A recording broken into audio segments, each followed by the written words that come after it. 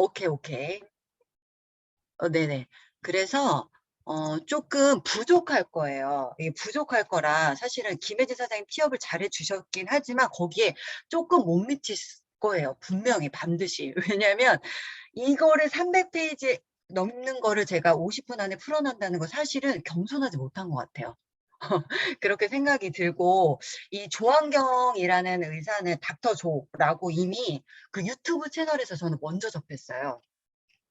그 유튜브 채널에서 먼저 접했고 이 닥터 조가 이 환자혁명이란 책을 출간했을 때 이게 일주일 안에 건강 부분에서 베스트셀러가 됐어요.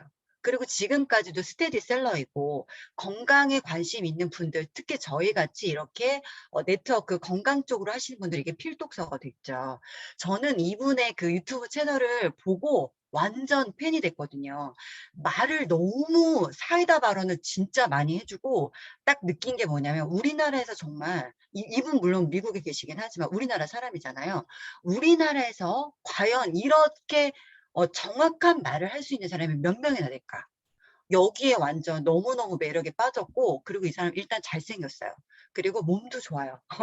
그래서 더더욱이 또 매력에 빠질 수밖에 없었는데 이분이 강의 우리나라에서 할 때 정말 꼭 가고 싶었다. 이렇게 말씀을 드리고 싶습니다. 이분은 지금 미국에 살고 계시고 캘리포니아에서 척추신경 전문의예요. 척추신경 전문이고 그리고 캘리포니아 오렌지 카운티에서 그 열정적으로 진료를 하고 계신 분이시고 영양학 그리고 기능의학에서 굉장히 조예가 깊은 분이라고 이렇게 말씀을 드리고 시작을 하겠습니다. 자, 약과 병원에 의존하던 건강 주권을 회복해라. 잠시만요.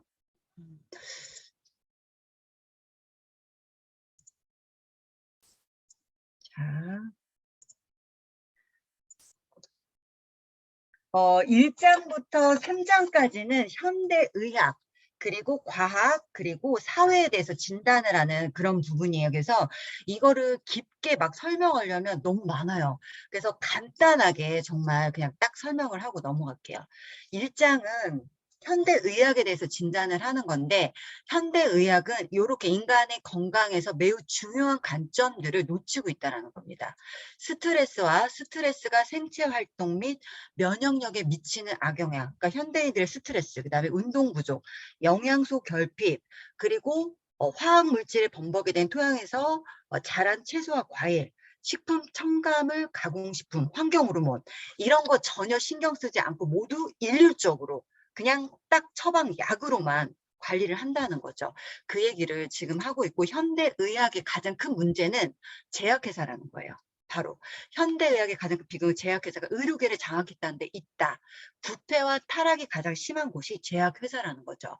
조직적인 힘과 자금을 동원해서 경쟁 관계에 있는 비타민, 미네랄, 약초와 같은 자연치료 물질들을 음해하고 의사와 교수들을 매수하고 환자들에게는 허위 과장 광고를 한대요. 이게 제 말이 아니라 이 책의 이 내용을 저는 고스란히 오늘 다 옮긴 거거든요. 이분이 이렇게 말을 하는 게 되게 사이다 발언을 진짜 많이 하고 되게 직설적이에요. 약간 좀 셀 수도 있는데 이게 책에 나온 내용 그대로다. 이렇게 말씀을 드리고 싶고요. 그다음에 제약회사의 목적은 오로지 돈이죠.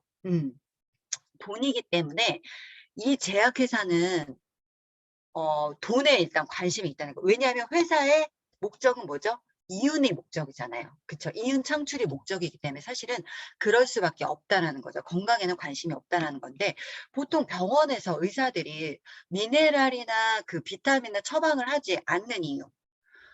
이거 궁금하지 않으신가요? 이 사업을 아마 처음 시작하신 분들은 이게 굉장히 많이 궁금하셨어야 돼요.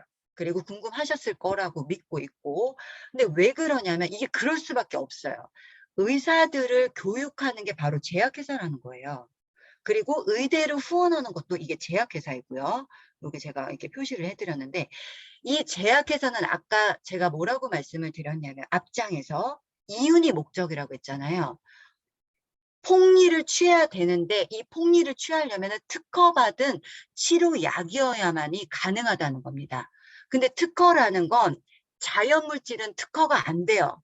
토끼나 사과 이런 자연물질은 특허가 될 수 없습니다. 합성된 약물이만 특허가 가능한 거예요. 그러니까 제약회사는 폭리를 취하게 그냥 자연물질로 특허가 아닌 물질로 이익을 낼 수는 없으니까 이렇게 합성된 약물로 특허를 내서 그거를 바로 교육시키는 곳이 바로 제약회사니까 당연히 비타민과 미네랄을 의사들에게 가르칠 리가 없겠죠. 그러니 의사들은 영양학을 단 1시간도 배우지 않는다라는 거예요. 실제로 우리나라에서도 굉장히 용기 있는 의사 누가 있죠? 그 에스더 있잖아요. 홍해걸 박사 와이프. 나는 왜 영양제를 처방하는 의사가 되었는가? 라는 책을 또 썼잖아요. 그만큼 의사들도 공공연히 말을 하게 된다는 거예요. 사실은 영양이 굉장히 중요하다는 걸 의사들도 알고 있는 사람들이 많아요. 그렇기 때문에 여기에서 바로 나온 게 기능의학이라는 겁니다. 요점은 그거예요, 바로.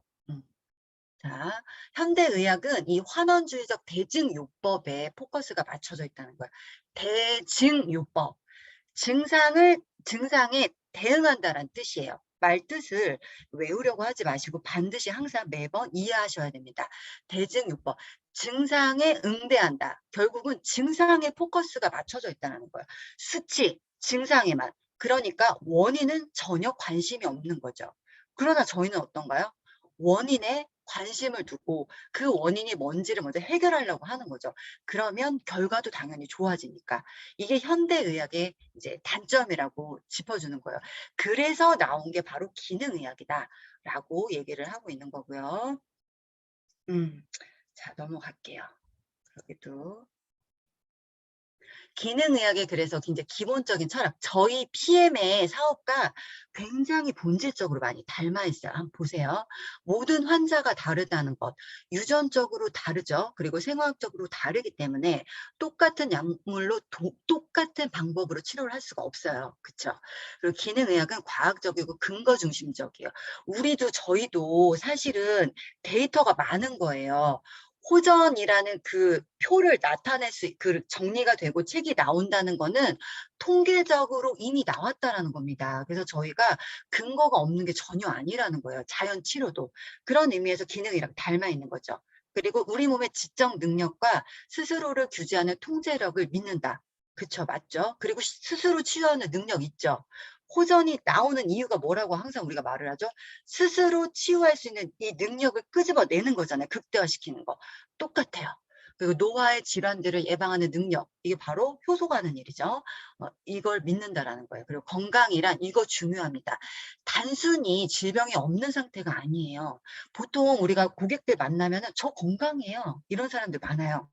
그 의미는 그분들이 말씀하시는 거는 뭐냐면 나는 약을 먹지 않아요 라는 뜻이에요. 근데 사실은 이 건강하다라는 게 질병이 없는 상태가 아니라 활력이 넘치는 상태를 의미한다라는 거예요.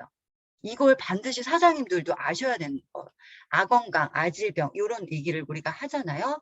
그런 의미라는 거예요. 그래서 이게 굉장히 많이 닮아 있다. 그래서 현대 의학은 그런 거고 현대 과학은 뭐냐면 한마디로 과학은 영원한 건 없다. 늘 바뀐다. 시대가 바뀌면서. 그리고 진리라는 게 바뀐다. 이렇게 얘기를 하고 있어요. 그래서 논문도 그렇고 모두 다 100% 믿으면 안 된다. 계속 바뀌기 때문에 이렇게 얘기를 하고 있습니다. 이게 딱 그냥 한 문장으로 얘기하자면 이런 거고요.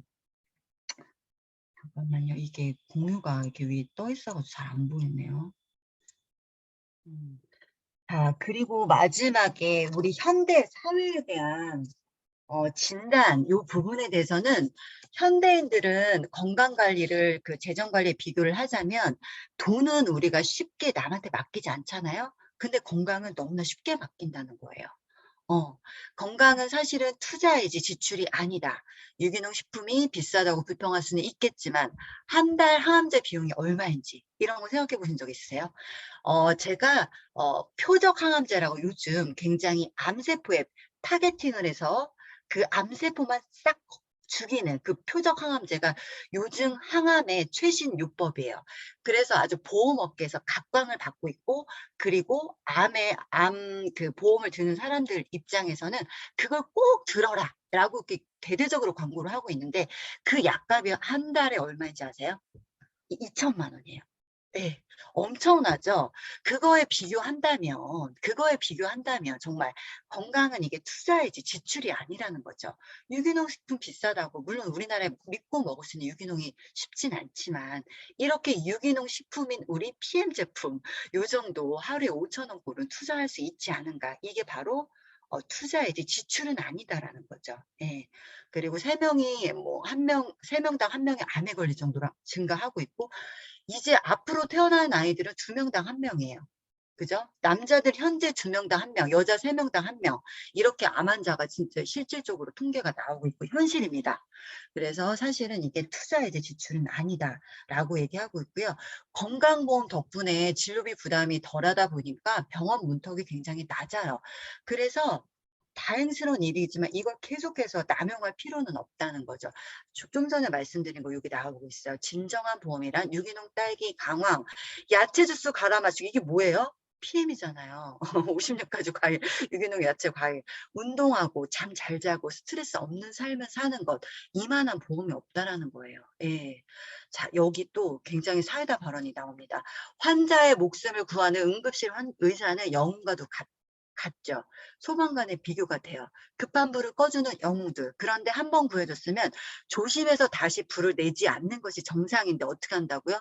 불을 내고 또 119에 구조 요청을 하고 또 소방관이 추정해 불을 꺼졌는데 또 불을 내고 119에 신고하기를 반복한다면 방화벽이 있는 정신병 환자랑 다를 바가 없다라는 거예요. 그리고 그런 얘기를 해요. 이 건강보험을 믿고 자꾸 병원에 들락날락 하는 거는 내가 화재보험에 들었다고 내 집에 화재를 자꾸 불을 지르는 것과 똑같은 행위다. 이런 얘기를 하거든요. 정말 이게 보험을 믿고 절대로 그렇게 건강관리에 소홀한다는 건 내 건강의 주체가 되지 않는다는 건 큰 문제다. 라고 계속해서 이 책에서 매 챕터마다 반복적으로 얘기를 하고 있습니다. 이게 바로 그런 내용이고요. 너무 짧게 했죠? 1장부터 3장까지 어쨌든 아주 함축했어요. 나머지는 따로 개인적으로 읽어보시거나 아니면 셀 모임 이렇게 하셔가지고 거기서 같이 소통하시면서 나누셔도 되게 좋을 것 같아요. 4장은 우리 건강을 결정짓는 5가지 요소에 대해서 나와요. 영양, 그 다음에 면역, 수면, 스트레스, 환경오염 이렇게 5가지를 얘기를 하는데 영양은 가공식품이 아닌 진짜 음식을 먹으라는 거예요. 진짜 음식. 그러면서 이제 비타민과 우리 의약품의 차별점에 대해서 이제 나오는데 의약품은 차단제예요. 예를 들어볼까요? 우리가 고혈압 약 같은 경우는 칼슘 억제제가 들어가 있어요. 예, 칼슘 억제제가 왜 들어갈까요? 칼슘은 어때요? 혈관을 수축하는 역할을 하죠. 그 반대되는 게 마그네슘이고 그러면 고혈압이니까 수축되는 걸 막으려고 칼슘 억제제를 넣는 거예요. 이게 증상에만 포커스가 맞춰져 있어요. 칼슘 억제제를 넣는다는 거죠. 자, 그러나 비타민과 미네랄은 촉진제라는 거예요. 여기서 가장 촉진제의 대표적인 예로 나온 게 비타민 B 복합체, 비군이에요. 우리가 호모시스테인 수치가 높아졌을 때 6, 9, 12가 결국 호모시스테인 수치를 떨어뜨리는 그런 역할을 촉진시킨다. 그래서 촉진제의 그 대표적인 예로 비타민 B군을 들어서 나오는데 이 차이점은 뭔가요? 우리 의약품과 이 비타민 미네랄 차이점, 안전성이죠. 우리 의약품 같은 경우, 약 같은 경우 독극물이잖아요, 사실은. 그쵸? 약은 독극물입니다. 사실 화학 물질이고 해독해야 될 물질 중에 하나예요. 그런데 그렇기 때문에 치사량이라는 게 있죠. 혈압약 20알 먹으면 어떻게 되죠? 병원에 실려가죠. 그러나 비타민 C를 고용량으로 우리가 섭취를 한다고 해서 우리가 병원에 실려가진 않죠. 예, 치사량이라는 거는 죽을 수 있는 양이란 뜻입니다. 이게 바로 약과 비타민과 미네랄의 차이점이라는 거예요. 그래서 반드시 이걸 좀 알아주셨으면 좋겠고 비타민이라는 거는 생명에서 이 어원 자체가 생명에서 왔대요. 결핍되면 죽는 물질이에요. 그래서 꼭 먹으셔야 돼요. 그래서 사실은 뭐 우리가 음식만으로 뭐 다 된다 이거 절대 아니라는 거죠. 예, 그렇게 보시면 되고 진짜 음식을 먹으라는 거예요. 제발 가공된 거 먹지 마시고 여기 다 얘기가 나와 있고 그리고 비타민을 고를 때는 똑같은 비타민이 아니라는 거죠. 시중에 유통되는 여기 비타민과 미네랄의 90%가 값싼 원료를 사용한 싸구려 제품들이 많다는 거죠. 기업이나 유통업자 그리고 이익을 내기 위해서는 이렇게 이 사람들이 할 수밖에 뭐 할 수 있다라는 거예요. 할 수밖에 없는 거는 아니고 선택을 본인들이 그렇게 하신 거겠죠. 그러나 뭐 이거를 구분 짓는 건 합성과 천연의 구분, 그거를 여기서는 한번 짚어주고 있고요. 얘가 되게 많이 나와 있어요. 이게 뭐 오메가3가 사실은 산패 되면 되게 뭐 해롭다. 그래서 예방을 사실은 고려하지 않고 제조되는 제품, 이미 제조 과정에서 산패되는 경우도 굉장히 많대요. 오메가 실험할 때 제가 타사 걸로 이렇게 실험해 보잖아요. 냄새 맡다 보면요, 정말 썩은 냄새 나는 게 굉장히 많거든요. 그거는 벌써부터 이미 산패가 됐다라는 거예요. 예. 그런데 이미 제조 과정에서 산패가 된 경우도 굉장히 많다라고 하거든요. 그래서 싸다고 좋은 게 아니다. 싼 건 이유가 있다. 싸서 괜히 내 몸을 오히려 해칠 수 있다. 이런 것들을 꼭 우리 고객분들께도 알려주시면 좋을 것 같고, 일단 사장님들이 먼저 아셔야겠죠. 영양제가 진짜 음식을 그리고 대체할 수는 없다. 여기서 되게 궁금증이 야기되시는 분들도 있을 거예요. 영양제, 우리 PM은 영양제죠. 그러나 진짜 음식이기도 해요. 왜요? 56가지 과일, 야채, 효소를 발효한 거잖아요. 그쵸? 그렇기 때문에 이거는 음식이라고, 음식을 통해서 우리가 섭취하는 거라고 인식을 하셨으면 좋을 것 같아요. 예. 그래서 우리는 이 진짜 음식을 먹고 있다라고 말씀을 드리고요. 그 다음에 또 이 챕터에서 해독에 대한 중요성도 나오고 있습니다. 그 웨인 피커링 박사가 독소와 해로운 물질을 효과적으로 배출하는 능력이 굉장히 중요하다라고 얘기를 했고, 이 일반적으로 시중에 나와 있는 비타민, 영양제, 보조식품 이런 것들은 사실은 패스트푸드 먹으면서 편의점 가공식품으로 때우면서 그 보상 심리로 이렇게 비타민이나 미네랄 먹는 거는 도움이 될 리가 없대요. 예. 이거는 대체 식량이 아니라는 걸 꼭 기억을 하라고 또 여기서 또 언급을 해주겠습니다. 두 번째는, 첫 번째는 진짜 음식을 먹어라. 두 번째는 면역이에요. 이 면역은 뭐라고 여기서 비유를 하냐면, 우리가, 사람이 죽으면 어떻게 되죠? 여기 막 그 구더기도 몰려들고 미생물 막 모여들어서 우리를 갉아먹죠. 바로 부패돼서 어떻게 돼요? 우리가 2주 정도 지나면 다 부패돼서 이제 없어지고 그리고 흙으로 돌아간대요. 근데 살아있는 상태에서는 우리가 그런 일이 전혀 없잖아요. 이게 바로 생명을 유지할 수 있는 힘이 바로 면역이라는 거예요. 죽었을 때는 면역이 없다라는 거죠. 그런데 이 또 면역은 군대와 경찰이라고 얘기를 합니다. 우리가 염증, 이 염증이라는 게 뭐냐면, 자, 조직이 손상되거나 미생물에 감염되는 경우처럼 외부로부터 위협이 발생되면 호중성 백혈구가 제일 먼저 상처 위에 도달을 하고, 이 특징은 신속한 이동, 세균의 표식, 살균이라는 거예요. 강한 급성 염증이 굉장히 중요한 역할을 하는 거. 이게 바로 군대에 비유를 한 거죠. 그리고 반대로 이렇게 급하지 않을 때는 림프구가 돌아다니면서 내부 단속을 하는 거예요. 그래서 혹시 얘가 뭐가 문제가 있는 게 없나 이렇게 살피는 거예요. 단속을 하는 거죠. 마치 뭐처럼? 경찰처럼. 그래서 찾아내는 게 돌연변이 된 세포를 찾아내고 제거하는 게 바로 암세포 이런 것들이라는 거죠. 그래서 면역은 마치 군대와 경찰과 같다. 그러나 이 면역력이 무조건 강해야 좋은 것은 아니다라는 거예요. 너무 약해도 문제지만 너무 강해도 내 몸을 오히려 공격해서 뭐가 발생되냐? 자가 면역 질환이 발생이 된다라는 거죠. 그러니까 이 면역이라는 거는 나를 제외한 모든 것들을 공격을 하는 거예요. 나를 공격하면 이건 안 된다라는 뜻인 거죠. 근데 나를 공격하는 자가 면역 질환이 또 생길 수 있다는 거예요. 너무 항진되면. 그런데 이거는 면역은 한마디로 전체적으로 총 오케스트라. 하나만 좋아서도 안 되고 열악한 이게 모든 게 다 총체적으로 조화가 이루어져야 되는데 위생환경, 그다음에 영양 이런 것들이 다 골고루 맞아떨어질 때 면역이라는 게 좋아진다라고 얘기를 해주고요. 그다음에 아무거나 막 먹고 살면서 백신 하나 맞았다고 강한 면역력이 생길 리는 없다라는 거죠. 근데 사실 이런 분들 굉장히 많아요. 그쵸? 그 무슨 백신이 나의 무슨 건강에 대한 뭐 돌파구인 것처럼 대책인 것처럼 생각하시는데 절대 그렇지 않다라는 거예요. 그래서 여기서는 이제 파스테르의 세균설과 그 반대되는 후생 유전학에 대해서 좀 얘기를 하고 있거든요. 세균 때문에 우리가 질병에 걸린다. 그 반대되는 게 사실은 우리가 내부 몸이 원인이다.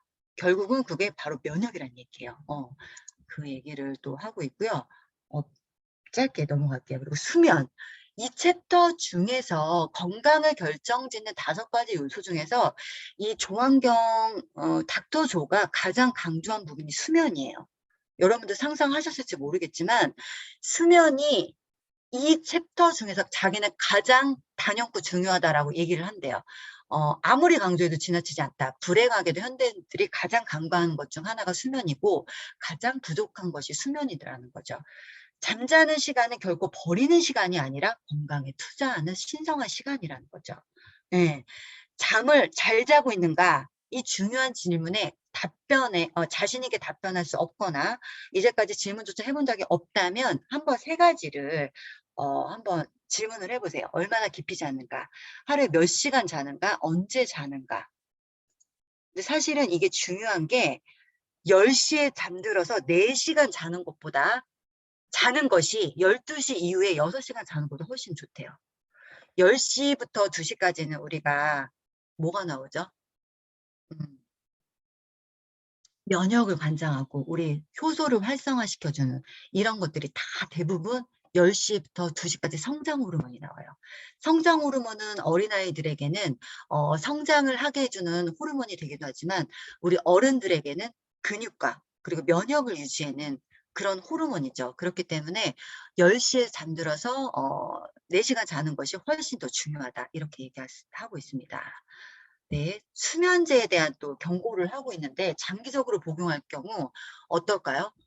알츠하이머 발병이 높아진다는 거. 사실은 이거 말고도 엄청나게 많아요. 수면제 먹으면 뭐 환상도 보일 수 있고요. 그다음에 우울증에도 빠져요. 그래서 막 저희 언니도 실질적으로 이거 한 6개월 정도 먹고 어, 뛰어내리고 싶다. 그런 얘기도 실제로 많이 했거든요. 근데 리스토레이트 우리 기본 3종 먹고 한 달 안에 이 수면제 싹 끊었어요. 정말. 네. 아무튼 이렇게 수면제가 위험하다.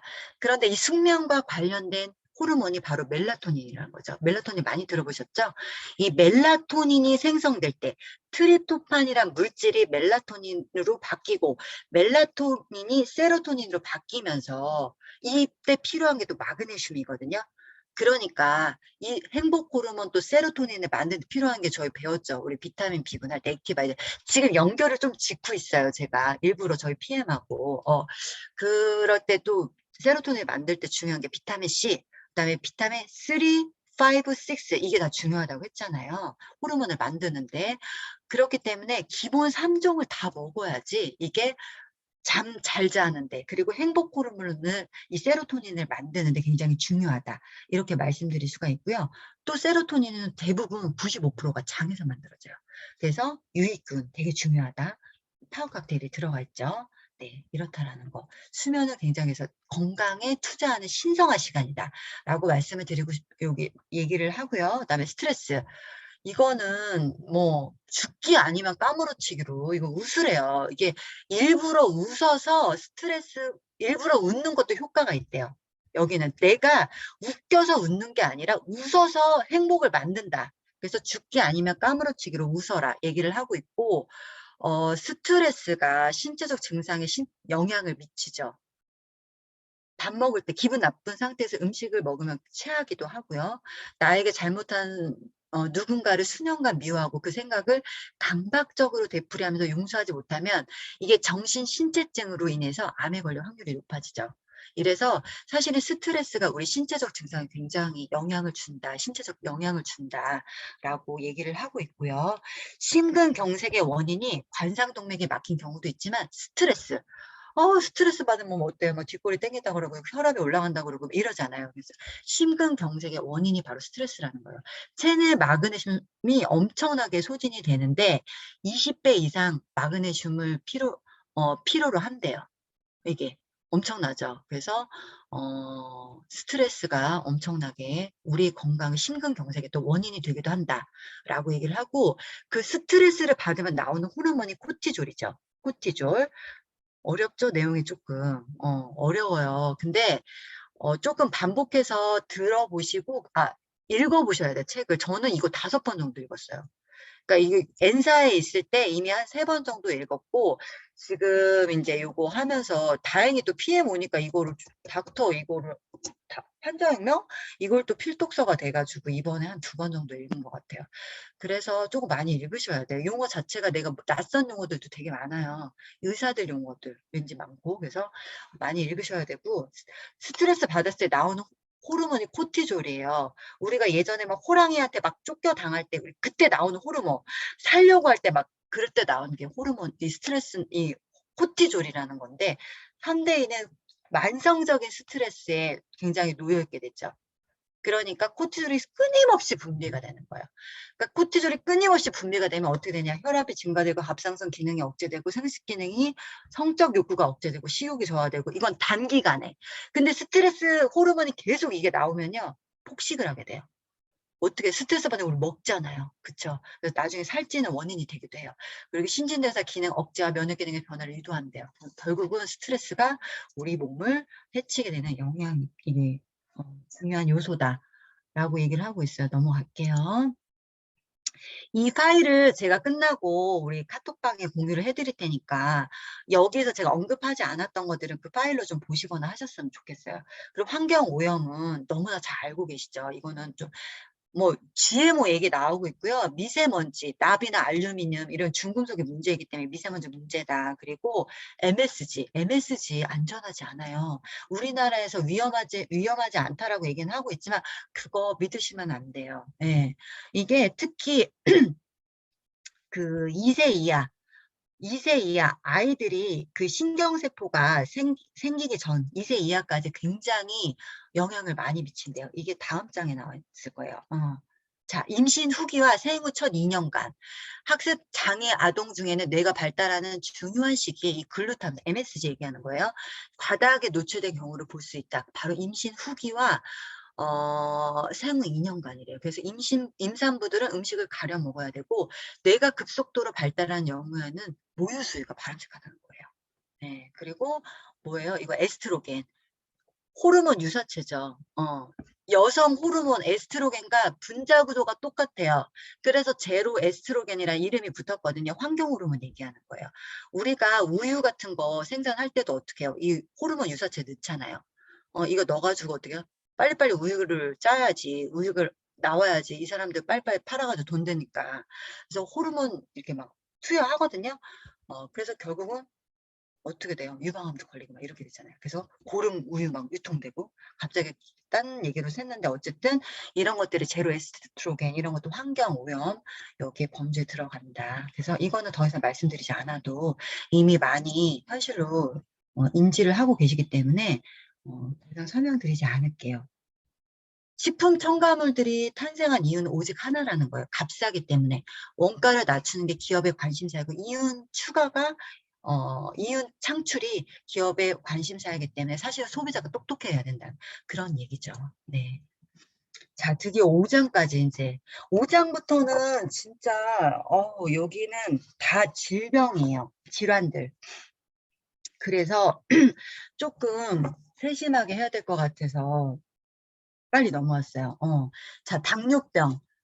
당뇨병은 음식 때문에 생긴 병이죠. 네, 당뇨병은 음식 때문에 생긴 병이에요. 당뇨병이 뭐라고 어떤 병이라고 알고 계신지 저 참 되게 궁금하거든요. 사실 우리가 PM 제품을 먹으면 당뇨병도 케어가 된다라고 얘기를 하고 있는데 당뇨병이 뭔지는 사장님들 잘 알고 계신지 스스로 자문을 해보셨으면 좋겠고 당뇨병을 가장 둘러싼 큰 문제가 만성질환으로 바라보는 시각이래요. 이게 문제라는 거는 만성질환이라는 뜻이 뭘까요? 만성질환. 오랜 시간 굉장히 고질적으로 낫지 않는 그런 질환이라는 뜻이잖아요. 근데 이게 잘못됐다는 거니까 고칠 수 있다는 거예요. 자, 당뇨의 진짜 원인은 인슐린 저항이라는 거예요. 인슐린 저항이 여기서 그럼 뭔지 말씀을 드려야겠죠. 인슐린 저항이라는 거는 인슐린에 대해서 내성이 생기는 거예요. 우리가 항생제도 먹으면 어떻게 돼요?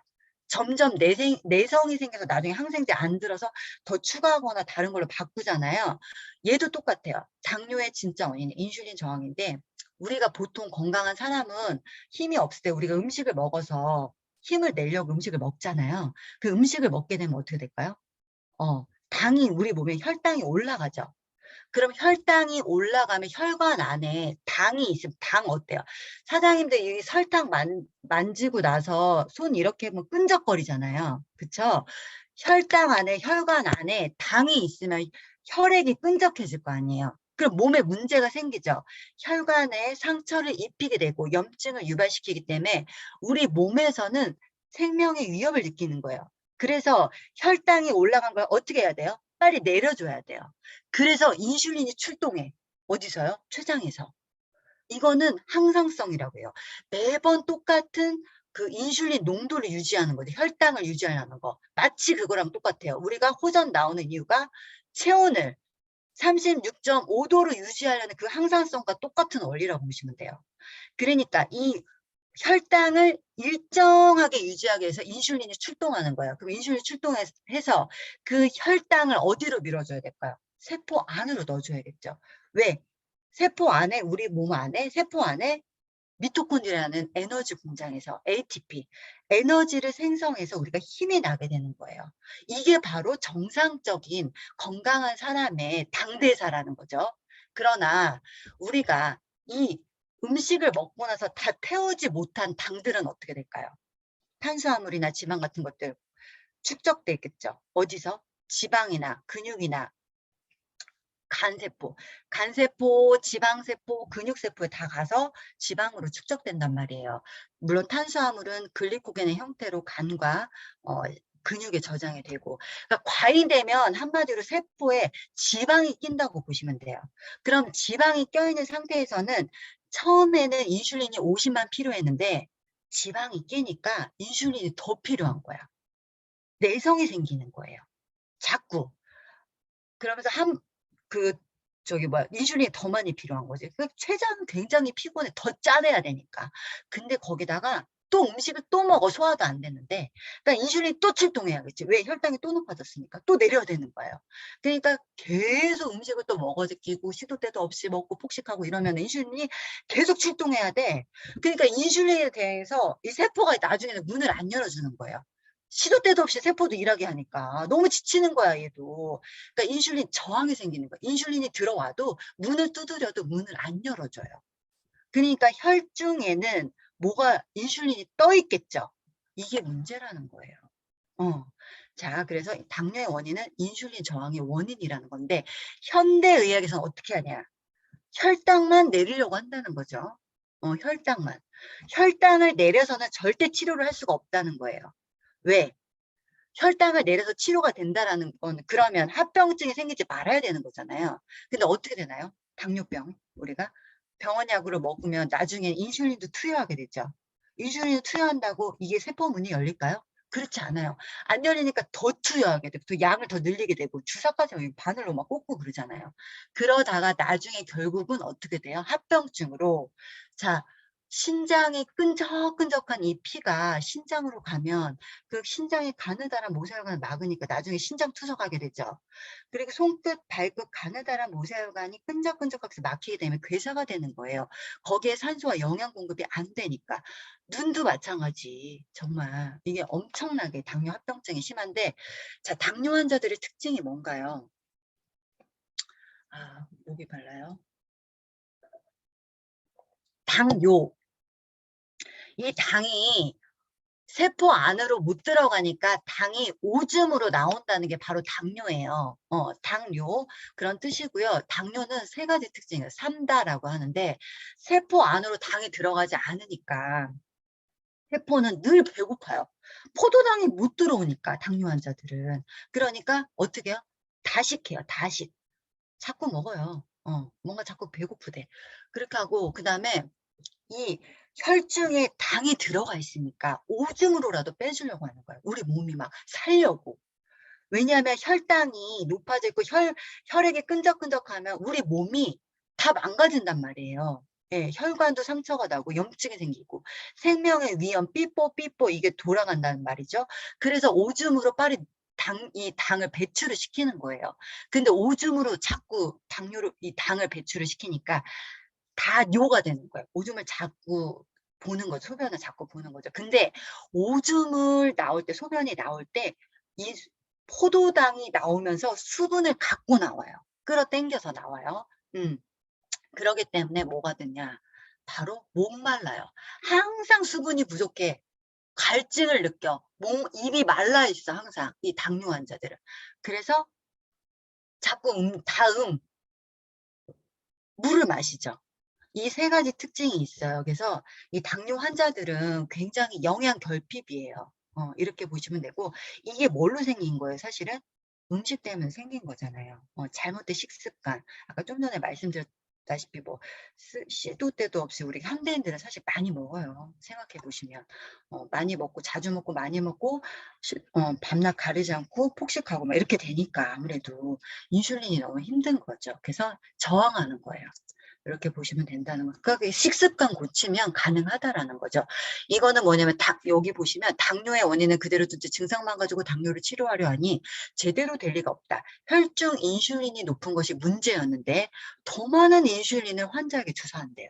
이거는 뭐랑 똑같냐면 알코올 중독자를 술로 치료한 것과 다를 바가 없대요. 너무 심각한 거죠, 정말. 네. 이거 아까 다 말씀드린 내용이거든요. 섭취한 에너지를 저장하는 방법이 당분과 지방인데 이거 한 가지만 더 말씀드릴게요. 자, 당분은 우리 과당 있죠. 액상과당은 반드시 피하셔야 돼요, 사장님들. 액상과당, 가공과당.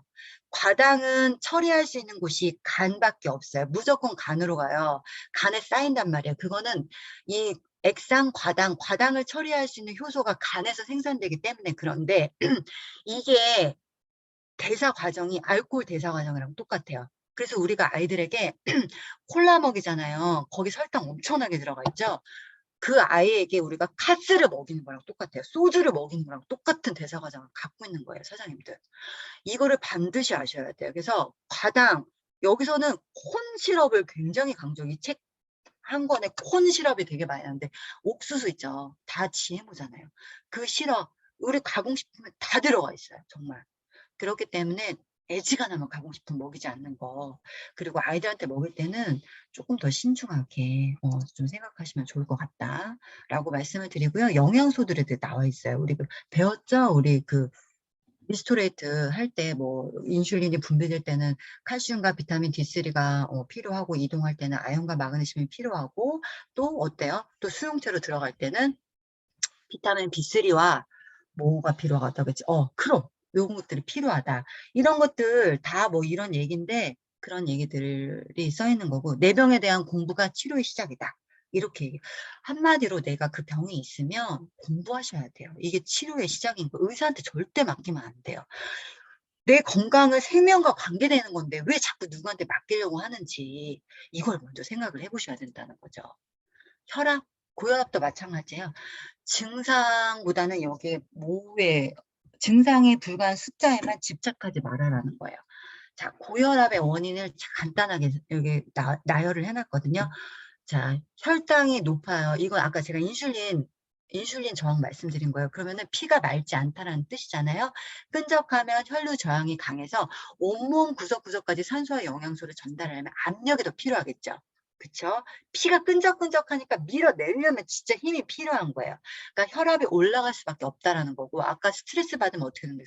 아우 혈압 올라 이런 얘기 하잖아요. 스트레스도 원인이라는 거예요. 고혈압에. 그리고 살찌잖아요. 살찌는 것도 혈압을 증가시킨대요. 올린대요. 고혈압의 원인. 자, 우리 몸이 500g의 살이 찌면요. 그 500g 이 늘어난 만큼 혈관이 더 필요하대요. 3kg나 더. 3km나 더 길게 필요하다는 혈관이. 난 이 얘기 이거 깜짝 놀랐거든요, 진짜. 근데 이 더 길어진 혈관에 피를 돌리려면 얼마나 더 많은 압력이 필요하겠어요. 그러니까 비만도 고혈압의 원인이다. 이 얘기를 하는 거죠. 그리고 혈관 탄성 되게 중요하다고 얘기해요. 혈관 탄성은 우리가 세탁기 호스 있죠. 호스 햇볕에 막 햇볕 쨍쨍한데 이렇게 놓으면은 고온에 노출시켜 놓으면 어떻게 흐물흐물해져 가지고 굉장히 얇아져 가지고 나중에 강한 압력을 넣었을 때 터지잖아요.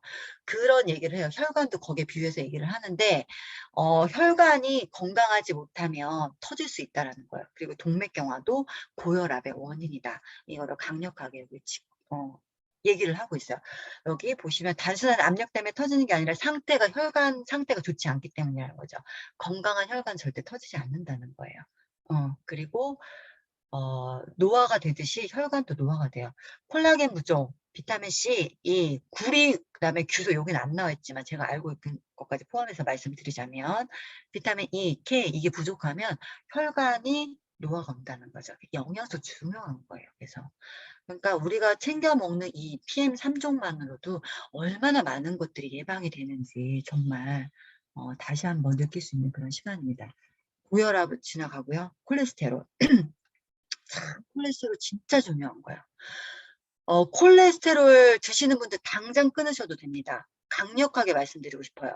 자, 콜레스테롤은 봐봐요. 5년마다 발생하는 미국 영양학회의 식사 지침 가이드라인에서는 위험 영양소 리스트에서 콜레스테롤 제외했대요. 콜레스테롤 제외됐다고요. 아셨죠? 그러니까는 콜레스테롤 약 안 드셔도 되고, 이 콜레스테롤 저하시키는 거 뭐 있죠? 비타민 B3 나이아신 있잖아요. 저희 거 우리 액티바이저하고 파워칵테일 그거 드시면 돼요. 네, 그거 드시면 되는데 이 콜레스테롤이 사실은 되게 뭔가 누명을 쓰고 있다는 얘기를 여기서 강력하게 얘기를 하고 있는데 필요한 물질이에요. 콜레스테롤은 가장 필요한 지질 중 이름인데 이게 뭐냐면 콜레스테롤은 어떤 거를 형성을 하냐. 자, 뇌의 90%가 콜레스테롤이에요. 우리 뇌.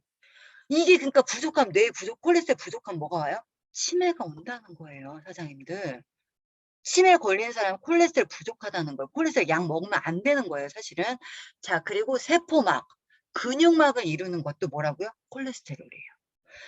그래서 이게 근육에 만약에 콜레스테롤이 없잖아요. 이런 병이 생겨요. 횡문근 융해증. 처음 들어보셨을 거예요. 저도 이 책 처음 읽고 알았어요. 근데 이게 뭐냐면 근육이 녹아내려요. 콜레스테롤 부족해가지고 근육이 녹아내려요. 근육막이 막 형성이 안 돼가지고 근육이 녹아내리면 혈관을 타고 돌아다녀. 그러다가 우리 심장에 가서 막혀요. 그러면은 어떻게 될까요? 심장이 막히면 큰일 나죠. 심장 우리 피를 걸르고 노폐물을 걸르는 역할을 하는 건데 심부전증 되는 거예요. 그래서 사망에 이르는 거예요. 횡문근 융해증이에요. 근데 그 근육막을 이루고 세포막을 이루는 게 원료가 콜레스테롤이라는 거죠. 신경막의 주성분도 콜레스테롤. 그래서 이게 신경막에 콜레스테롤 부족하면 신경통 걸리는 거죠. 그리고 성호르몬을 만드는 것도 콜레스테롤이에요. 특히 남성 호르몬, 테스토스테론 주성분. 그러니까 이게 부족하면 뭐가 되겠어요? 발기부전이 되는 거예요. 자, 그럼 이게 되게 웃긴 게 뭐냐면 콜레스테롤은 우리가 왜 먹냐? 이거는 심장 마비를 원래 예방하기 위해서 먹기 시작한 거예요. 스타틴 약물이라고 해서. 근데 문제는 뭐냐면 이 콜레스테롤은 우리가 간에서 합성되거든요. 콜레스테롤이 합성될 때 코큐텐, 코엔자임 큐텐이라는 게 동시에 만들어져요. 우리 큐텐 아시죠? 우리 제품에 큐텐 있잖아요. 그 성분이 코큐텐이잖아요. 항산화 효소. 그게 우리 심장을 발딱발딱 뛰게 해주는 효소잖아요. 심장마비를 예방해주는 항산화 효소. 그런데 그게 콜레스테롤과 동시에 만들어진다고요. 간에서. 그러니까 콜레스테롤 약을 먹게 되면 코큐텐도 안 만들어지는 거예요. 그러니까 사실은 봐봐요. 심장마비를 예방하려고 우리가 콜레스테롤을 먹었단 말이에요. 약을. 근데 코큐텐을 안 만들어주니까 심장마비 또 원인이 된다는 거예요. 뭐가 만한 거예요, 이거는. 아무런 소용이 없다라는 거죠. 그래서 심지어 영국이나 유럽에서는, 영국 같은 경우는 콜레스테롤 약을 처방할 때 코큐텐은 코팅을 해서 알약을 처방해주고, 유럽에서는 코큐텐과 같이 이 콜레스테롤 약을 처방해준다는 거예요. 너무 웃긴 거죠. 그쵸? 이게 아이러니한 거예요. 그리고 자, 이 테스토스테론의 주성분이 콜레스테롤 있잖아요. 이 스타틴 약물 콜레스테롤 약을 먹으면서 발기부전이 부작용으로 생겼을 거 아니에요. 그러면서 나온 게 뭐냐? 비아그라라는 거예요. 비아그라. 그래서 나온 거야. 자기 약에 대해서 부작용에 대응해서 만든 게 또 약이라는 거지. 왜? 이거 계속 먹게 하려고. 이게 바로 제약회사라는 거예요, 사장님들. 그러니까 소비자들이 굉장히 똑똑해야 되는 거고, 드럭 먹어라는 거 저희가 아침에 우리 오늘 정보방에도 올렸잖아요. 요즘은 약 처방하면 아래에 이 약을 먹음으로 인해서 결핍된 영양소들이 다 나와요. 그런 거 다 눈여겨보셔야 돼요. 이제는 똑똑해지셔야 된다는 거, 우리 소비자들이. 자, 그리고 가장 중요한 건 콜레스테롤이 높아졌다는 건 이 염증과 스트레스 원인을 볼 때 염증과 스트레스를 라는 거예요. 콜레스테롤이라는 건 우리가 염증이 생겼을 때 나타나는 게 바로 콜레스테롤이거든요. 피는 아주 1분 안에 우리 온몸을 빠르게 흐른대요.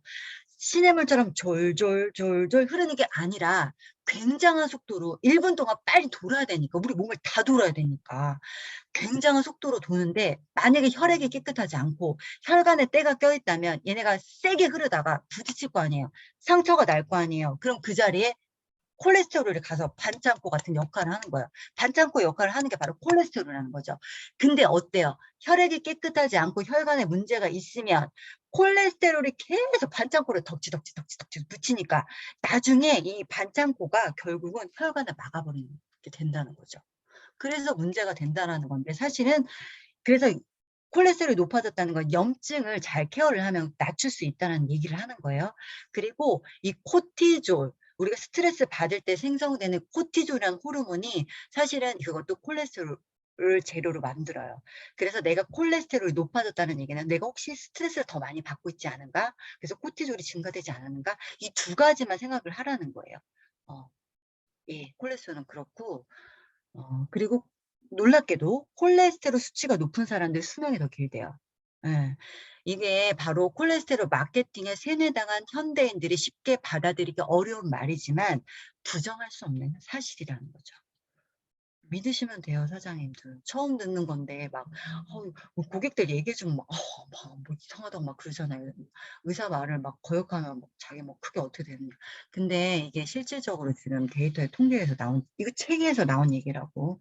사장님들 말 안 들으니까 책 보여주시면 될 것 같고요. 심장마비, 이것도 뭐 생활 습관을 바꾸라는 얘기예요. 똑같은 얘기 하고 있는 거예요. 혈관이 문제고 식습관을 바꾸면 된다. 그런 얘기 하고 있습니다. 허리 디스크와 퇴행성 관절염. 이거는 뭐냐면 허리 디스크와 퇴행성에 이게 그 관절에 관절에 우리가 뭐죠 이게? 연골이 닳아서 아픈 게 아니래요. 허리 디스크가 튀어나와서 조직에, 주변 조직에 염증이 생겨서 아픈 거래요. 대부분은.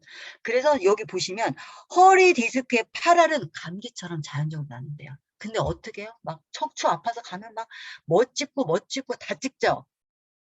그리고 막 수술로 낫게 해준다는 거, 그런 병원들 절대로 믿으시면 안 된대요. 책에 나와 있어요. 이 책에. 그러니까 이거 직접 읽어보세요, 사장님도. 진짜 이 책 꼭 읽어야 될 것 같아요, 진짜. 그래서 디스크의 원인, 우리가 그래서 이걸 어떻게 확인할 수 있냐면, 디스크 때문에 아프면 계속적으로 아파야 되는데, 문제는 진통 소염제를 먹으면 그 통증이 없어진다는 얘기는 결국은 염증이 원인이었다는 얘기라는 거예요. 그래서 허리 디스크와 그리고 퇴행성 관절염의 원인은 주로 염증이라는 거죠. 그리고 염증을 관리하라는 거예요. 여기다가 여기다가 퇴행성 관절염 때문에 연골 주사를 맞거나 글루코사민을 맞아도 의미가 없다라는 거죠. 이해하셨죠? 병원 가셔가지고 주사 많이 받잖아요. 그거 사실은 히알루론산 주사도 되게 많아요. 여기 보시면 자, 혈관이 없대요. 관절에. 그래서 재생이 불가능하대요. 그리고 없어진 연골이 재생된다는 거 다 거짓말이래요. 연골이 다 닳아 없어지는 경우는 없고, 어깨나 무릎의 관절은 100년을 살아도 다 못 쓰고 죽어요. 다만 연골이 수분을 잃고 마르면서 쪼그라들기 때문에 거기다 충전재를 넣어주면 된다라는 거예요, 사실. 그래서 갤린핏이 우리가 연골을 재생시켜주는 게 아니에요, 사장님들. 염증을 케어하는 거예요. 거기 뭐가 들어가 있어요? MSM, 인이 들어가죠. 황이 들어가죠, 황. 황이 뭐예요? 간의 해독을 잘 시켜주고 그다음에 염증을 없애주잖아요. 그런 강황 들어가 있는 거고. 그래서 연골을 재생시켜주는 게 아니라 뭐를 케어한다? 염증을 케어한다. 이 통증이 나온다는 건 염증이라는 건데, 염증을 케어하면 이거는 해결이 된다. 그 얘기를 하고 있습니다. 자, 염증을 유발하는 과도한 탄수화물과 당분 섭취를 제발 하지 말래요. 그리고 수면 부족, 스트레스.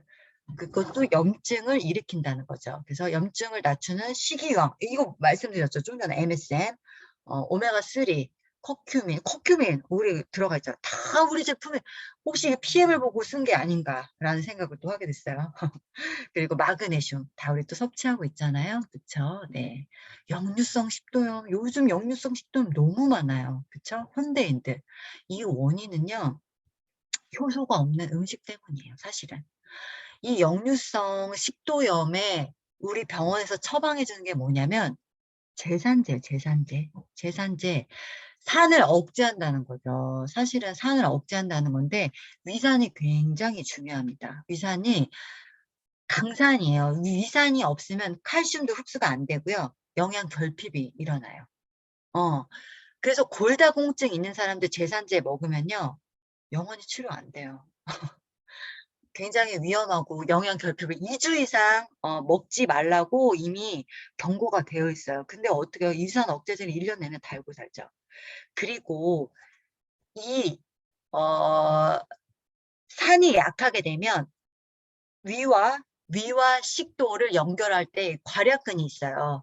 그 괄약근이 느슨해져서 역류될 수밖에 없어요. 위산이. 그래서 역류성 식도염이 치료가 안 되는데 거기다가 우리는 뭐를 해요? 제산제를 넣는다는 거예요. 근본적인 치료가 절대로 될 수 없어요. 그러니까 현대의학에서는 이 역류성은 절대로 치료할 수 없다라고 나와요. 절대. 왜? 자꾸 제산제를 주니까. 위산이 강해야 되는데 위산을 자꾸르게 만드니까 절대 치료가 안 된대요. PM 먹으면 됩니다. 네. 그래서 충분한 소금을 섭취해야 되고 위산을 그래야지 만들 수 있다. 2주 이상 드시면 절대 안 돼요. 제산제. 급할 때는 어쩔 수 없이 드시지만. 갑상선. 야, 벌써 56분이네요. 빨리 해야겠네. 갑상선 기능 중요한 게 바로 이거래요. 요오드, 셀레늄, 구리. 요오드는 따로 섭취하실 필요 없고요. 우리 천일염에 들어가 있기 때문에 특별히 저염식만 피하시면 다 충족이 됩니다. 그리고 셀레늄과 구리 굉장히 중요하니까 이 보충제는 함께 먹어라. 이렇게 나와 있습니다. 갑상선이 이 문제가 되는 원인에 대해서는 책에 나와 있어요. 환경과 스트레스, 여성 호르몬제 피임약 이런 것도 다 원인이라고 나와 있는데 어쨌든 우리가 T4를 T3로 전환해 준데 그때 필요한 게 셀레늄이랑 구리, 요오드다. 이렇게 간단하게 설명을 좀 드릴게요. 그리고 갑상선 호르몬제를 드셔도 간이 좋지 않으신 분들은 T4에서 T3로 전환이 되지 않기 때문에 소용이 없대요. 그래서 식이유황을 더 챙겨주시는 게 굉장히 중요합니다. 결석은 한마디로 칼슘이 부족해서 나오는 건데 병원에 가면 절대 칼슘 섭취 못하게 해요. 그거잖아요. 우리가 혈중에 칼슘이 부족하면 뼈에서 뺐어가지고 그게 심장에 가서 박히면 뭐가 돼요? 심근경색, 머리에 가서 박히면 뇌경색, 그리고 신장에 가서 신장결석, 이렇게 요관, 방광, 요도에 가서 박히면 요로결석이 된다는 거예요. 원인은 칼슘 부족이라는 거죠. 그래서 칼슘을 안 먹는 게 아니라 더 먹어야 된다라는 거예요. 흡수 잘 되는 칼슘으로. 흡수 안 되는 거 드시면 또 결석을 만들어냅니다. 그래서 반드시 흡수 잘 되는 우리처럼 이온화된 그런 마이크로솔브 기술이 적용된 수용화된 그런 칼슘을 드시면 너무너무 좋겠죠. 우울증은 넘어갈게요. 어떻게 계속 해야 될까요? 해도 되나요? 6장 이제 남았거든요. 계속 해주세요. 네, 알겠습니다. 자, 비만. 비만은 영양 과다가 아니라 영양 결핍이라는 거예요. 몸이 정상화되면 체중도 정상이 된다. 이거 늘 말씀드리죠. 일부러 살 빼려고 하실 필요가 없어요. 그냥 몸이 정상이 되면 체중도 정상이 됩니다. 근데 그때를 못 기다리고 우리가 자꾸 이제 뭔가 칼로리 커팅을 하려고 하는데 사실은 건강해지면 밸런스가 맞아지면서 호르몬 대사도 잘 되면서 정상이 된다는 거예요. 이때 필요한 게 바로 비타민과 미네랄이라는 거죠. 영양소 보충이 필요할 때 우리가 영양소가 부족할 때 보내는 유일한 신호가 바로 배고픔이라는 거예요. 우리가 점심 먹고 오후 3시, 4시 어때요? 약간 배고프죠? 출출하죠? 그거 다 가짜 배고픔이라는 거예요. 그때 뭐가 필요하다는 거냐? 영양소 보충이 필요하다고 신호 주는 거예요. 바로 그 신호 자체가 그냥 한 가지. 우리 몸에서, 뇌에서 보낼 수 있는 신호는 무조건 배고픔이라는 거야. 그러니까 그게 정말 배가 고픈 게 아니라는 거죠. 이럴 때는 어떻게 해야 돼요? 비타민과 미네랄을 넣어줘야 되는 거예요. 그래서 오후 3시에 리스토레이트나 아니면은 비타민 액티바이저 이런 것들을 한 포씩 먹어주면 너무나 배 안 고파요, 이때. 그렇게 된다라는 거고, 비만 환자들은 사실 영양결핍이라는 거죠. 태워주는 영양소 다 부족하다는 거죠. 그죠? 그리고 기초 대사량의 차이가 가장 중요하다. 근데 그 떨어뜨리는 원인은 운동 부족, 수면 부족, 잠 안 주무시면 절대 살 안 빠집니다. 예. 쉬고 계속 증가돼요. 코티졸이 증가하기 때문에. 8시간 이상 자라고 해요. 다이어트 하신 분들. 영양 부족.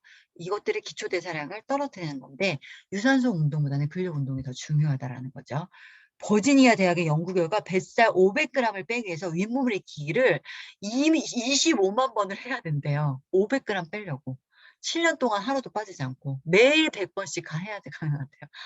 아휴, 됐고 그냥 이거 하지 말고 영양으로 다 채워서 태워버리라는 얘기입니다. 비만에 관련된 호르몬 짚고 넘어가야 될 것 같아요.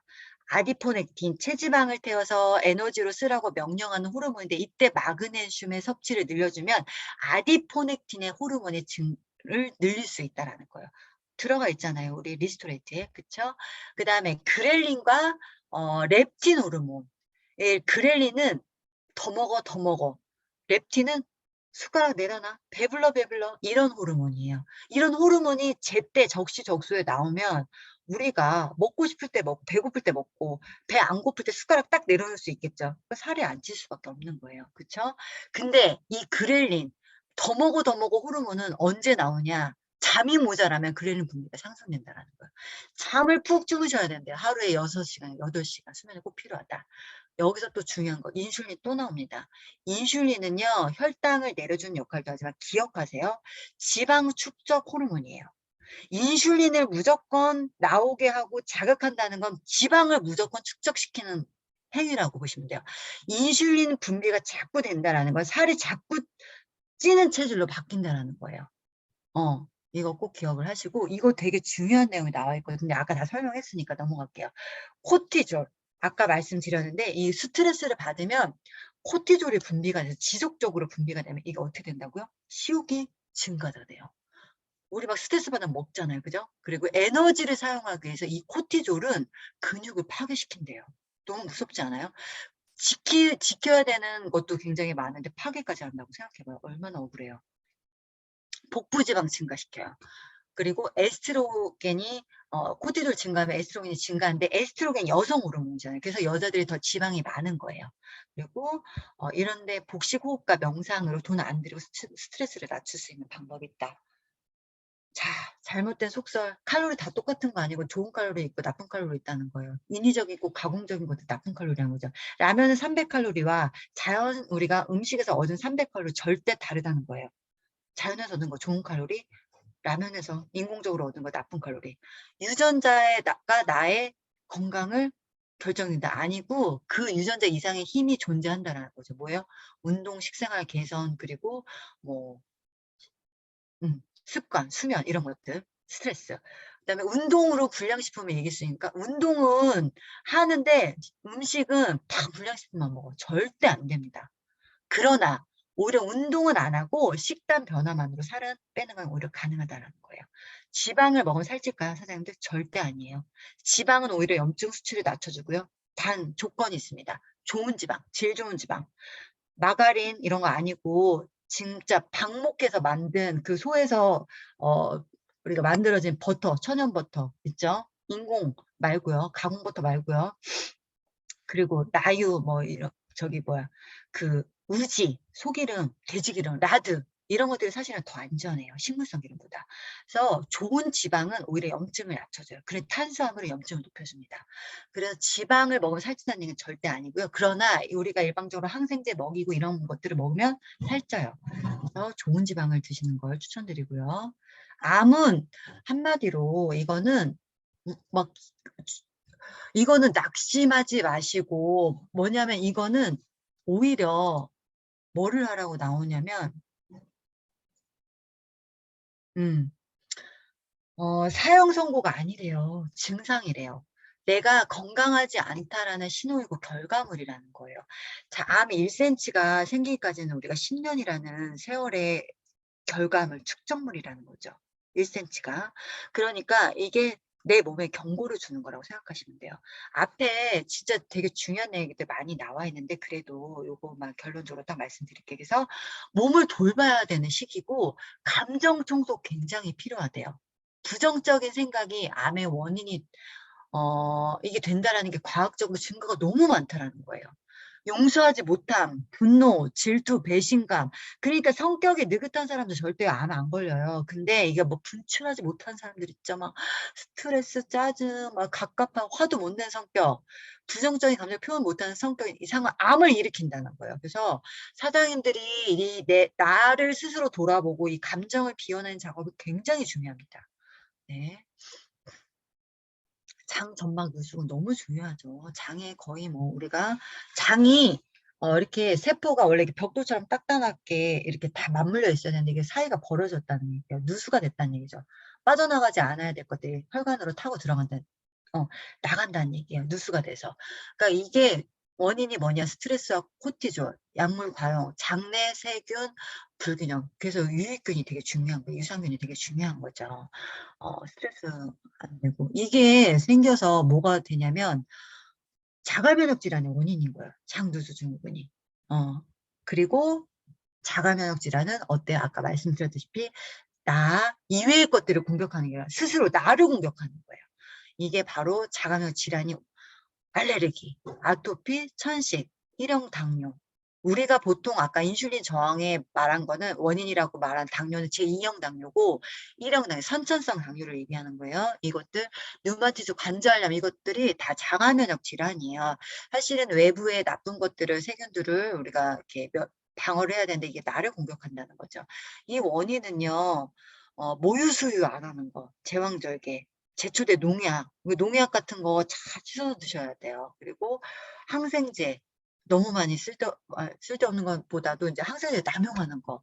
근데 너무 이것도 과도하게 위생관념. 오히려 너무 청결하면 알레르기가 증가한다고 해요. 그래서 너무 청결하게 막 이거 손 있잖아 세정제 시도 때도 없이 이거 막 하고 이것도 너무 문제라는 거죠. 가공식품, 화학물질, 대기오염, 백신 사용 증가. 백신이 엄청나게 알루미늄과 중금속 덩어리인 거 아시죠, 사장님들? 우리나라 자폐 아동들이 자폐율이 세계 1등이고 암 발생률이 2명 중에 1명 암이 발생되고 그리고 뭐예요? 당뇨, 고혈압이 증가되는 원인이 이 백신이 굉장히 크게 작용을 해요. 그래서 이거는 조금 심각하게 좀 생각을 엄마들이 좀 하셔야 될 것 같아요. 자, 그렇습니다. 당뇨가 전염되지 않는다고 전염이 안 되는 그 질환이라고 생각하지만 사실은 전염된다라고 말한대요. 이거는 가족력이라는 걸로 사실은 부모가 자식한테 옮기잖아요. 그죠? 잘못된 습관, 입맛, 가치관을 통해서 어떤 질병보다 빠르게 전염되고 유전된다라는 거예요. 엄마의 입맛이 자녀에게 옮겨가고 엄마가 해주는 음식으로 인해서 얘 질병이 유발되잖아요. 우리가 먹는 음식이 3대를 간다고 하잖아요. 이 가족력은 3대까지 간대요. 그래서 굉장히 중요하다. 그래서 전염된다라고 이 사람은 말하고 있어요. 이거는 아이가 열이 날 때 엄마가 해야 될 일은 해열제를 먹이고 편히 자는 것이 아니라 열이 더 오르지 41도까지 41도가 오르면 뇌에 약간 영향이 생긴대요. 그래서 41도가 되면 절대 안 되고요. 근데 이렇게 감기나 독감 바이러스로 인해서 41도까지는 안 오르고 38.4도에서 40.5도까지는 오를 수 있다고 해요. 그래서 38.5도까지 여기 38도 이하의 열은 걱정 안 해도 된대요. 열이 오를 때는 미온수에 적신 수건으로 몸을 닦아주면 해열제만큼이나 효과가 좋다. 그리고 이걸 해주고 면역력을 결정되는 건 백신을 맞는다고 그런 게 아니라 영양, 수면, 스트레스, 위생 이 네 가지가 가장 큰 작용을 한다는 거죠. 항생제 나중에선 절대 안 된다는 거죠.